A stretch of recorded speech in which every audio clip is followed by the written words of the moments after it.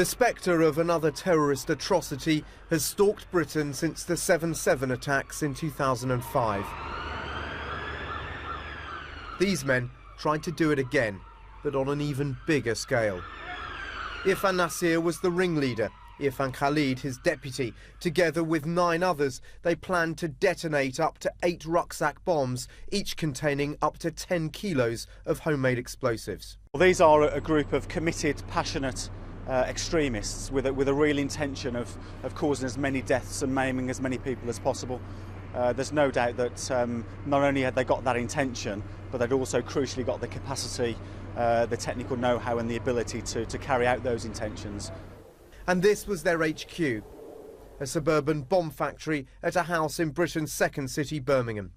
Evidence presented at trial showed how Irfan Nasir and Irfan Khalid travelled from Birmingham to Pakistan's lawless borderlands in March 2009 for 8 months and again in December 2010 for 7 months, where they recorded martyrdom videos and learnt how to build bombs.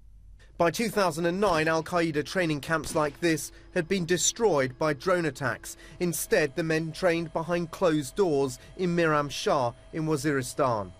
By their return in the summer of 2011, West Midlands police and spies from MI5's headquarters in London were watching them, as the men pretended to fundraise for a Muslim charity to bankroll their plot.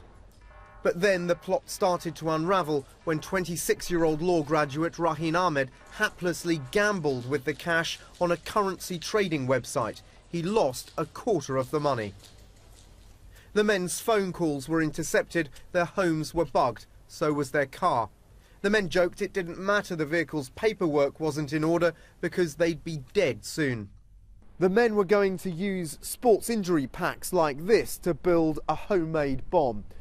Covert surveillance at this house revealed the men planning to grind up the contents, heat it, and then disguise the noise of a test explosion by drilling into the wall. This piece of paper contained the recipe for the bomb. The men tried to destroy the evidence, but neighbours started to notice unusual activity. One day I saw them bringing in about 40 boxes, orange writing on the side. I'm not sure what was in it, but it was at that point that my partner said, they're terrorists. By mid-September, police and security services felt the threat was too great.